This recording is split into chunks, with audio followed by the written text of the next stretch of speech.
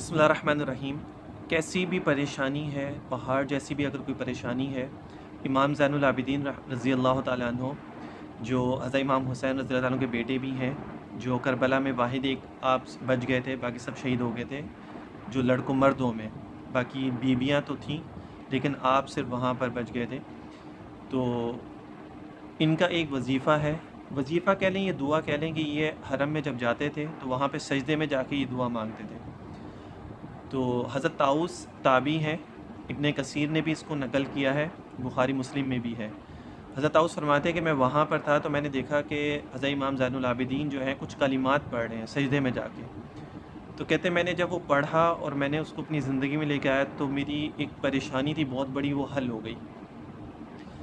تو کوئی بھی انسان اسی نیت سے کرے گا کہ حضرت امام زین العابدین اس کو اپنے دعا میں شامل کرتے تھے اور ان کے اللہ تعالیٰ جو ہے وہ کاموں کو حل فرما دیتے تھے، بلکہ وہ تو اہل بیت تھے۔ کاموں کو حل فرمانے کا مطلب یہ ہوتا ہے کہ امام زین العابدین اللہ تعالیٰ نے ان کی زبان میں اتنی تاثیر دی تھی کہ جو بھی وہ کلمات کہتے تھے لوگ اس کو جب لے کے اس پہ عمل کرتے تو وہ حل ہو جاتا تھا، یعنی وہ کام پورے ہو جاتے تھے لوگوں کے۔ اتنا مجرب کلمات ان کے ہوتے تھے کہ جس چیز کے لیے بھی وہ استعمال ہوتا ہے، کسی جو پریشانی کے لیے ہے یا کسی بھی چیز کے لیے ہے، تو وہ جو بھی کلمات پڑھتے تھے تو وہ کوئی بھی لوگ ان سے لیتے اور وہ اس کے اوپر عمل کرتے۔ جیسے حضرت طاؤس کا میں آپ کو بتا رہا ہوں، یہ تابعی ہیں، تو وہ اس کو عمل کرتے، اس کو پڑھتے تھے تو اس سے ان کو فائدہ پہنچتا تھا اور وہ کام ان کا فوری حل ہو جاتا تھا۔ ٹھیک ہے، وہ کلمات میں آپ کو بتاتا ہوں، تو آپ لوگ بھی اس کو ضرور کریں۔ جب آپ دعا مانگیں تو اس کلمات کو اپنی دعا میں ضرور شامل کر لیں، ٹھیک ہے؟ اور امام زین العابدین رضی اللہ تعالیٰ عنہ کے واسطے سے آپ دعا مانگیں تو ان شاء اللہ تعالیٰ آپ کی دعا جو ہے وہ جلدی قبول بھی ہوگی اور ان کلمات کی برکات بھی بہت زیادہ ہوں گی۔ یہاں پہ ایک چھوٹی سی اور وضاحت کر دوں، بہت سارے لوگ جو ہیں وہ یہ کہتے ہیں یار ڈائریکٹ اللہ تعالیٰ سے مانگو، ڈائریکٹ اللہ تعالیٰ سے مانگو نا، کسی کے واسطے سے نہ مانگو۔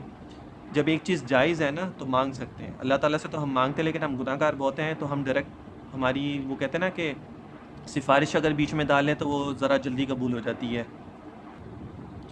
تو اس لیے وسیلے سے مانگنا کوئی منع نہیں ہے، آپ مانگ سکتے ہیں، ڈائریکٹ مانگیں، لیکن آپ وسیلے سے یا کسی کے ذریعے سے بھی جو ہے نا واسطے سے بھی مانگ سکتے ہیں۔ جو کلمات ہیں وہ میں آپ لوگوں کو بتا دیتا ہوں، تو آپ لوگ جو ہے یا تو وہ لکھ لیجئے گا اس کو یا اس کو کہیں اسکرین شاٹ لے لیجئے گا تاکہ آپ لوگ جو ہیں اس سے وہ آپ کو بعد میں پتہ چل جائے۔ عبادک بفنائک، عبادک بفنائک ومسکنک بفنائک۔ فرسٹ ورڈ جو ہے وہ چینج ہے، باقی سیکنڈ ورڈ سیم ہی ہے، ٹھیک ہے؟ پہلا ورڈ ہے عبادک بفنائک، دوسرا ہے ومسکنک بفنائک، تیسرا ہے وفقیرک بفنائک، بفنائک، نمبر 4 ہے وسائلک بفنائک۔ بس یہ دعا ہے، ٹھیک ہے؟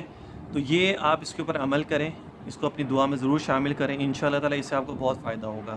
اگر کسی کو دعا سمجھ میں نہ آئے تو آپ مجھے بتا دیجئے گا، تو میں اس کو جو ہے آپ لوگوں کو، جس کو نہیں سمجھ میں آیا تو میں اس کو شیئر بھی کر دوں گا۔ ایک دفعہ پھر میں بتا دیتا ہوں آپ لوگوں کو، آپ لوگ اس کو غور سے سن لیجئے گا۔ عبادک بفنائک، عبادک، ٹھیک ہے؟ بفنائک، فنائک، ٹھیک ہے؟ آپ یہ لکھ لیں گے ایزیلی، اتنا مشکل نہیں ہے۔ ومسکنک، ومسکنک بفنائک، ٹھیک ہے؟ وفقیرک بفنائک، وسائلک بفنائک، عبادک بفنائک۔ یہ تیرا بندہ، وہ دعا جو کر رہے ہیں نا کہ تیرا بندہ جو ہے وہ آپ کے سامنے جھکا ہوا ہے، آپ کے سامنے حاضر ہے۔ ومسکنک، یہ جو مسکین ہے، اپنے آپ کو انہوں نے مسکین کہا، فقیر کہا، سائل کہا، ٹھیک ہے؟ تو اس کا مطلب یہ ہے، تو یہ دعا آپ اپنے اس میں ضرور شامل کریں، انشاءاللہ تعالیٰ سے آپ کو بہت زیادہ فائدہ ہوگا۔